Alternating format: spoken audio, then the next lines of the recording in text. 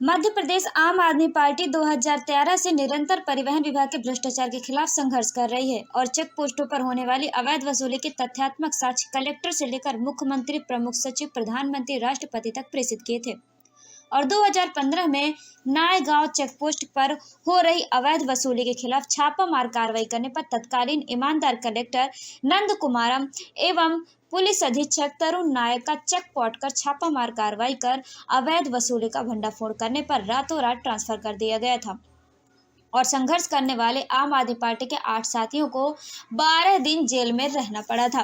आम आदमी पार्टी ने इसकी सीबीआई जांच की मांग कर प्रदेश में प्रतिदिन हो रही 40 करोड़ रुपए की अवैध वसूली के संबंध में पत्र प्रेषित किए थे, लेकिन उच्च राजनीतिक एवं प्रशासनिक संरक्षण के कारण उस पर कार्रवाई नहीं हुई, जिससे आप अंदाजा लगा सकते हैं कि एक वर्ष में 14,400 करोड़ रुपए की अवैध वसूली प्रदेश में होती थी, तो भाजपा के पिछले 20 वर्षों के शासन में कितनी अवैध संपत्ति परिवहन विभाग के अधिकारियों, कर्मचारियों एवं विभाग से जुड़े परिवहन मंत्रियों के पास होंगी। इसकी निष्पक्ष जांच की मांग मध्य प्रदेश में अब सभी राजनीतिक पार्टी तेजी से उठाने लगी हैं। आपको बता दें कि आम आदमी पार्टी के प्रदेश प्रवक्ता नवीन कुमार अग्रवाल ने कहा कि भोपाल, इंदौर और ग्वालियर में बिल्डरों के ऊपर लोकायुक्त एवं आयकर की छापेमारी में करोड़ों रुपए की अकूत संपत्ति जब्त हुई है और उससे प्रमुख अभियुक्त के रूप में परिवहन विभाग के सिपाही सौरभ शर्मा का नाम प्रमुखता से आ रहा है और तथ्य भी चीख चीख कर कह रहे हैं कि परिवहन विभाग की अवैध काली कमाई का जरिया बिल्डरों के माध्यम से खपाया जा रहा है। अग्रवाल ने कहा कि हमने राष्ट्रपति महोदय को पत्र लिखकर मांग की है कि उक्त कार्रवाई की निष्पक्ष जांच ईडी, सीबीआई से करवाने पर प्रदेश से लेकर राजधानी दिल्ली तक के सफेदपोश राजनेता, मंत्री एवं परिवहन विभाग के अधिकारी, कर्मचारी की संलिप्तता जग जाहिर होगी और खरबों रुपयों की संपत्ति जब्त होगी। भोपाल, इंदौर और ग्वालियर में बिल्डरों के यहाँ पर आयकर की टीम ने और लोकायुक्त की टीम ने संयुक्त कार्रवाई करते हुए करोड़ों रुपए की अवैध संपत्ति जब्त की है और आप देख सकते हैं कि इसमें जो प्रमुख जिसका नाम आ रहा है मिस्टर सौरभ शर्मा, वो आरटीओ से जुड़े हुए हैं। आप सबको, पूरे प्रदेश को मालूम है कि आम आदमी पार्टी 2013 से निरंतर आरटीओ चेक पोस्ट पर होने वाले भ्रष्टाचार के खिलाफ लड़ाई लड़ रही थी और आम आदमी पार्टी के शिकायत पे ही 2015 में तत्कालीन कलेक्टर नंद कुमारम और पुलिस अधीक्षक श्री तरुण जी नायक ने वहां पर छापामार कार्रवाई की थी और वहां से अवैध होलोग्राम स्टिकर्स जब्त किए थे। बड़ी विडंबना है कि उच्च राजनीतिक संरक्षण के चलते और प्रशासनिक संरक्षण के चलते उन दोनों अधिकारियों का रातों रात ट्रांसफर कर दिया गया और संघर्ष करने वाले आम आदमी पार्टी के साथियों को 12 दिन तक जेल में रहना पड़ा। आप, बड़ी विडंबना है कि इस प्रदेश में चाहे भाजपा की सरकार रही हो या कांग्रेस की सरकार रही हो, इन परिवहन चेक पोस्टों पर निरंतर अवैध वसूली ट्रक ड्राइवरों के साथ होती रही और 2013 से आम आदमी पार्टी इसकी लड़ाई लड़ती हुई आ रही है और जब 2015 में छापामार कार्रवाई हुई, कुछ समय के लिए इन चेक पोस्टों पर अवैध वसूली रुकी थी और पूरे प्रदेश में जो अवैध होलोग्राम स्टिकर लगते थे चेक पोस्टों पे, वो बंद हुए थे। लेकिन पुनः शिवराज जी की सरकार जब वापस से था, उसको वापस से हाईकोर्ट का बहाना बनाकर उसको वापस से चालू कर दिया गया। बड़ी विडंबना है कि ये अवैध वसूली जब कमलनाथ की 1.5 साल की सरकार रही, कांग्रेस भी इसे अछूती नहीं है, कांग्रेस के शासन में भी अवैध वसूली निरंतर जारी रही और आम आदमी पार्टी के कार्यकर्ताओं ने समय समय पर इसकी आवाज़ बुलंद की और कलेक्टर से लेकर राष्ट्रपति तक, चाहे मुख्यमंत्री हो, प्रमुख सचिव हो, सभी को इस संबंध में आगाह किया था और एक हम लोगों ने जो एक तत्कालीन कैलकुलेशन किया था, लगभग 40 करोड़ रुपए की अवैध वसूली मध्य प्रदेश की 46 चेक पोस्टों पर होती है। ये बड़ा खुलासा है। अगर ईडी और सीबीआई इसकी जांच करने के लिए हम लोगों ने माननीय राष्ट्रपति महोदय को लिखा है कि इसकी ईडी और सीबीआई जांच होना चाहिए, तभी इन 20 सालों में, चाहे वो परिवहन विभाग के कर्मचारी हो, अधिकारी हो, मंत्रीगण हो या और भी उच्च पदस्थ यहाँ के पदाधिकारी रहे हैं, उन सब के उच्च राजनीतिक संरक्षण और प्रशासनिक संरक्षण के चलते ये अवैध गोरख धंधा लगातार चलता रहा है। जो अभी संपत्ति जब्त हुई है वो तो नगण्य है। आप देख सकते हैं कि जब 40 करोड़ रुपए की अवैध वसूली एक दिन में चेक पोस्टों पे होती थी, तो साल में 14,400 करोड़ रुपए की अवैध वसूली मध्य प्रदेश में होती थी और इन पिछले 20 सालों में कितनी करोड़ों खरबों रुपए की अवैध संपत्ति परिवहन विभाग के से संबंधित अधिकारियों और राजनेताओं ने की है। मुझे बड़ा खेद है कि वर्तमान सरकार अगर इसकी अभी तक पर्याप्त जांच नहीं करवा पा रही है, और हम मांग करते हैं माननीय मुख्यमंत्री महोदय से और माननीय राष्ट्रपति महोदय से कि इसकी ईडी और सीबीआई से निष्पक्ष जांच करवाकर पिछले 20-25 सालों में, चाहे वो भाजपा की सरकार रही हो या कांग्रेस की सरकार रही हो, जो इन परिवहन विभाग में चेक पोस्टों पर पदस्थ अधिकारी, कर्मचारी, नेतागण, मंत्री, इन सब की संपत्ति की जांच होना चाहिए, तभी दूध का दूध होगा। और मुझे पूरा विश्वास है, क्योंकि हमने इस लड़ाई को निरंतर 12 साल तक लड़ा है। ये जो जब्ती हुई है 54 किलो सोना और चांदी, वो बहुत नॉमिनल हैं। करोड़ों खरबों रुपए की संपत्ति अगर इसकी निष्पक्ष जांच होती है तो यहाँ पर एक बहुत बड़ा घोटाला मध्य प्रदेश में सामने आएगा, और ये जो सब घोटालों को पीछे छोड़ देगा। मेरा पुनः निवेदन इस बाइट के माध्यम से माननीय मुख्यमंत्री जी से और राष्ट्रपति महोदय से, साथ ही मैं पत्र भी प्रेषित कर रहा हूँ कि इसकी निष्पक्ष ईडी और सीबीआई जांच करवाएं, ताकि दूध का दूध हो। और जो सफ़ेदपोश राजनेता हैं, सफ़ेदपोश जो राजनेता हैं, हमारे अधिकारीगण हैं, कर्मचारीगण हैं, और उन्होंने किस प्रकार से प्रदेश की जनता के साथ ही देश के ड्राइवरों के साथ छल किया है, छलावा किया है, उनके साथ खुली लूट की है, गुंडागिर्दी की है, मारपीट की है, वो सारा का सारा सामने आएगा। और ये जो जब्ती हुई सौरभ शर्मा मात्र एक मोहरा है। बहुत बड़े बड़े अधिकारी, पदाधिकारी, राजनेता इस जांच से सामने आएंगे। जय हिंद।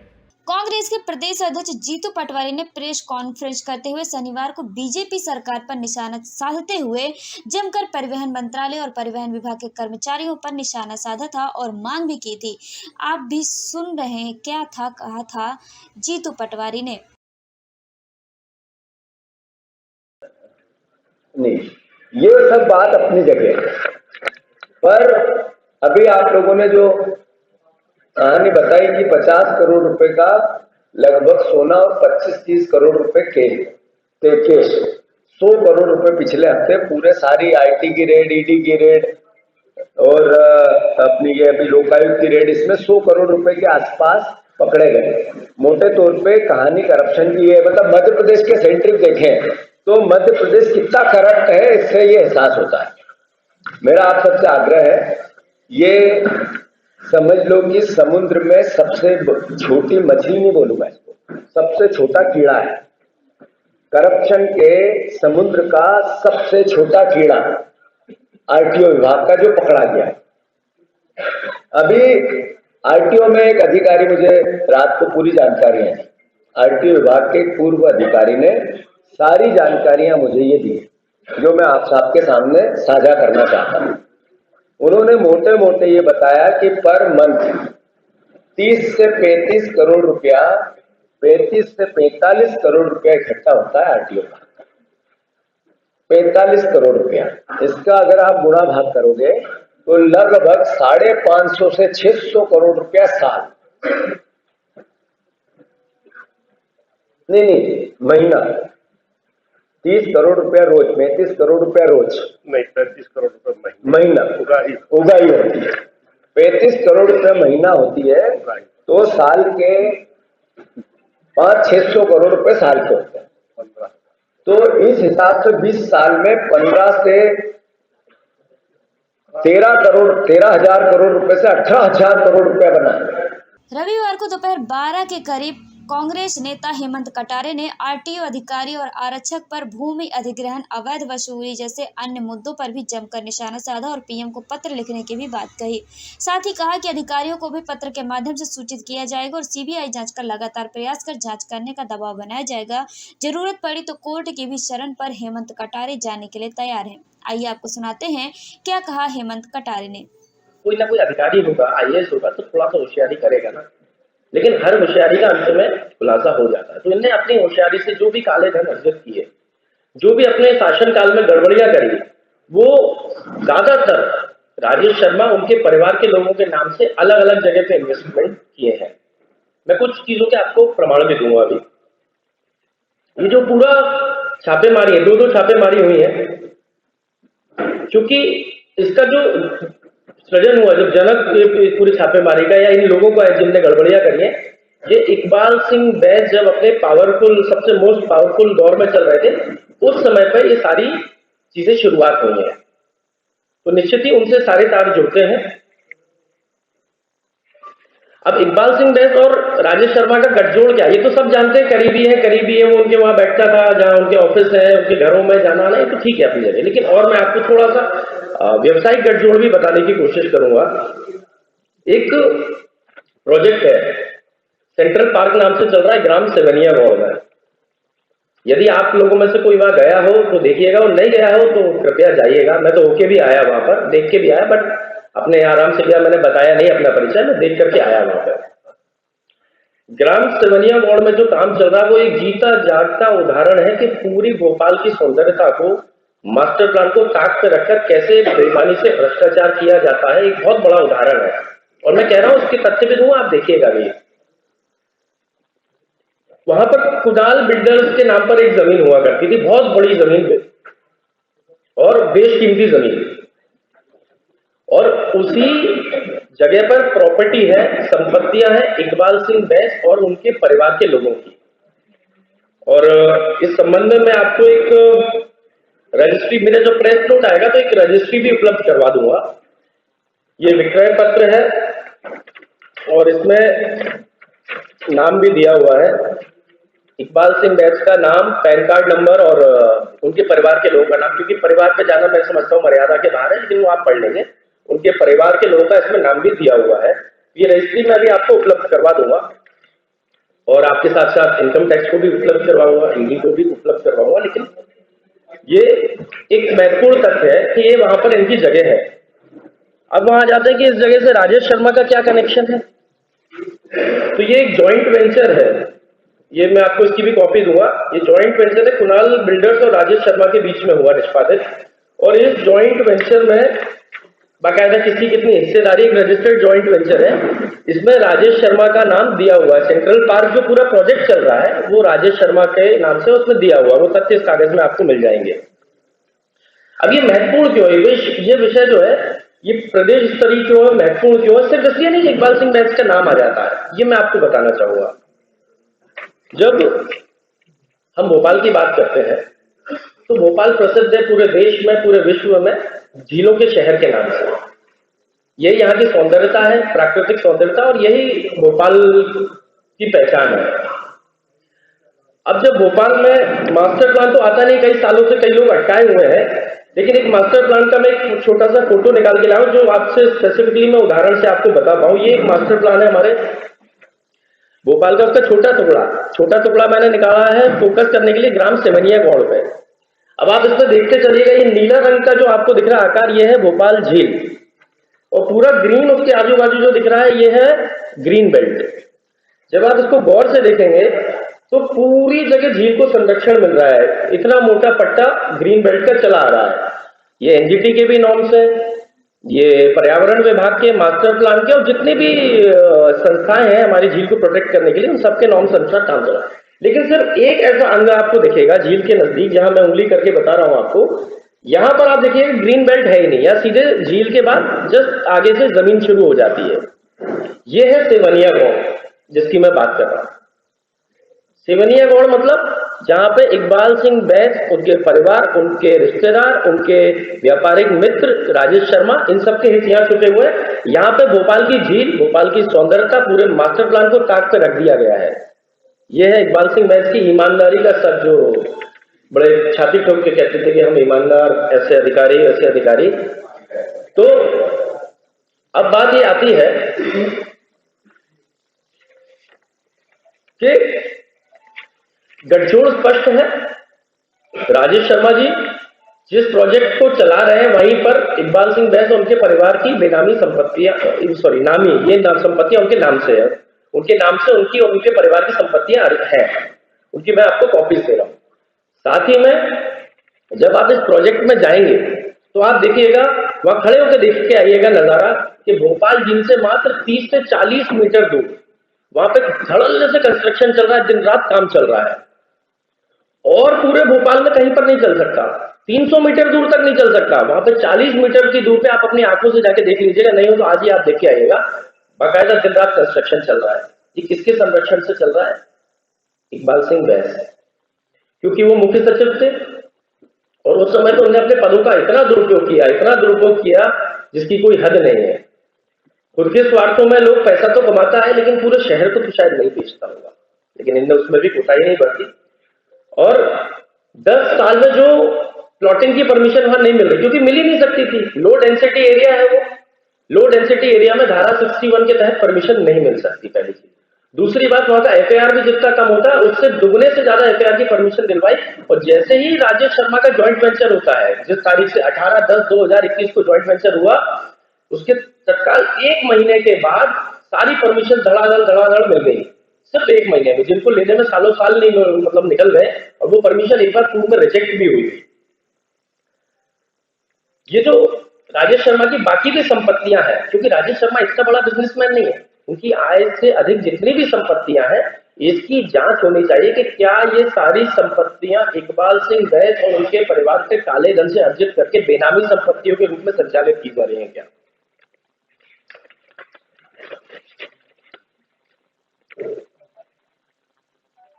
मैं इस पूरे विषय की जानकारी, अभी ये एक चीज के तथ्य आ गए हैं, इसके अलावा अभी और तथ्य आना बाकी है। जैसे आएंगे मैं आपके समक्ष रखूंगा। इसके साथ इंदौर में भी एक बहुत बड़ा घोटाला है, भोपाल में और भी जगह है जहां पे पूरे का पूरा लैंड यूज अलग था, लेकिन एक भूमि जहां पे क्या कहते हैं माननीय बैस साहब का इंटरेस्ट था, वहां पे उन्होंने अकेले एक भूमि का लैंड यूज बदल दिया और बाकी इर्द गिर्द सबका दूसरा है लैंड यूज।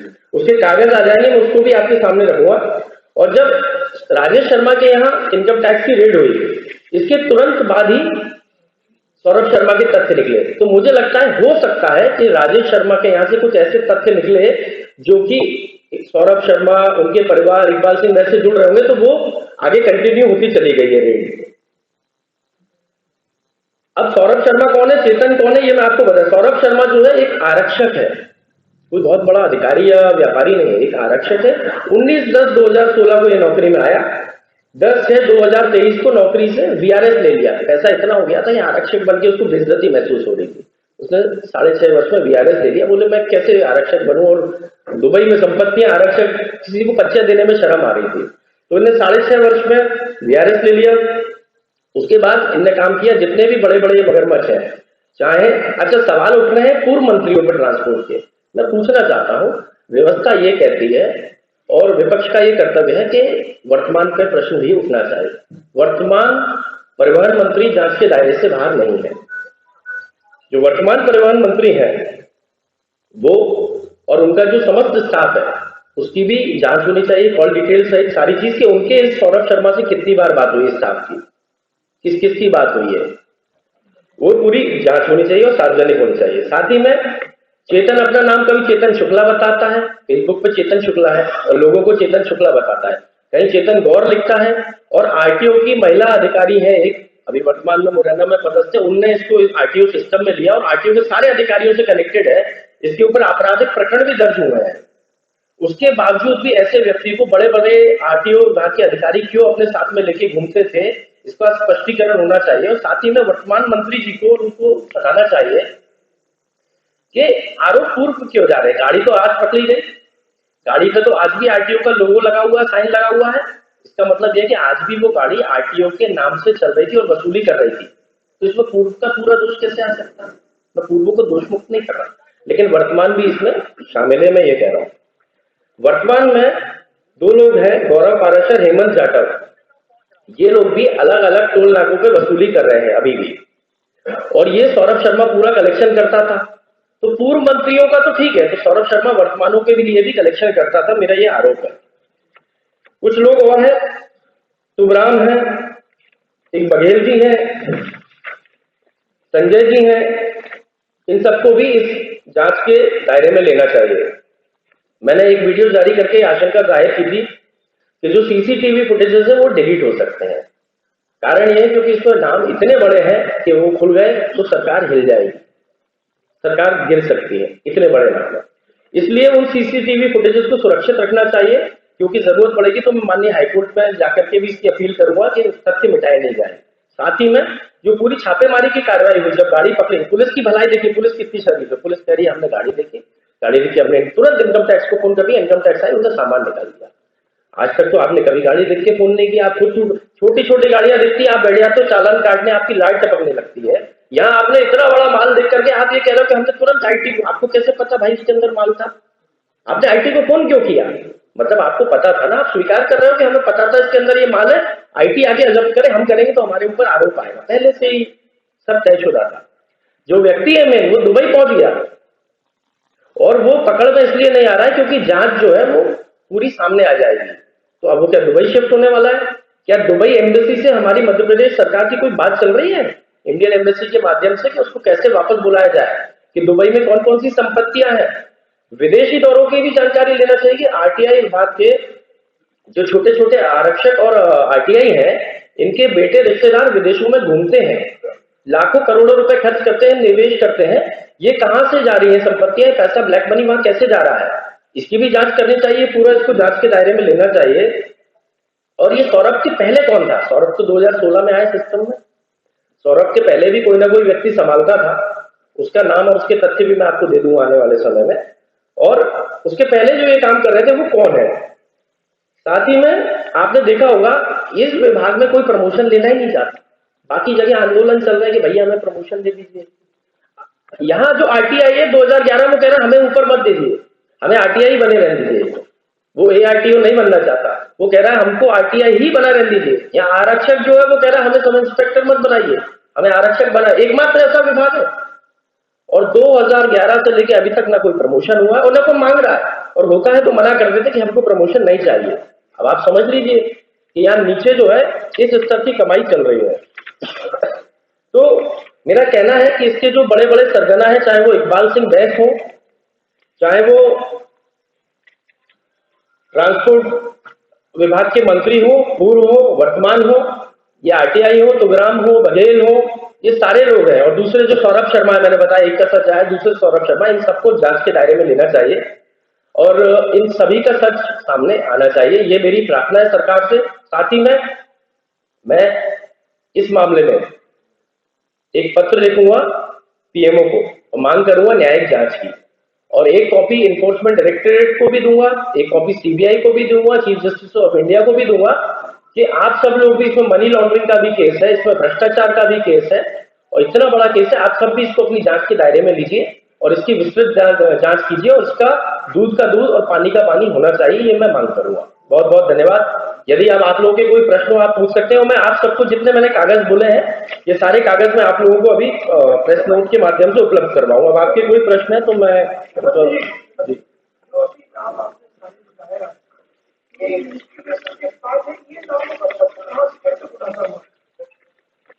सब तो मैंने आपको बता दिया, आप स्पेसिफिक सवाल पूछिए, किस नाम का पूछ रहे हैं? ये जैसे आपने और ये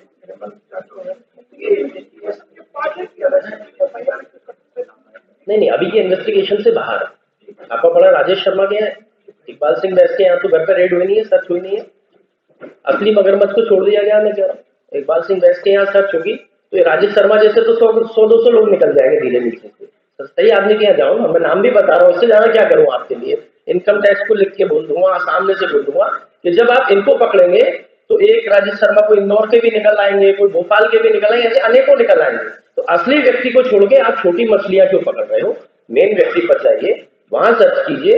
और आप जो समय दे रहे हैं, इस समय में ये जांच में जितने तथ्य हैं वो गायब करेंगे, लिपापोती करेंगे, तो इसलिए मेरा कहना है अधिक से अधिक जितना जल्दी हो सकेगा अत्यधिक जल्दी जाकर के आप इनके घर सर्च कीजिए, सारे दस्तावेज इनके जब्त कीजिए और जांच कीजिए।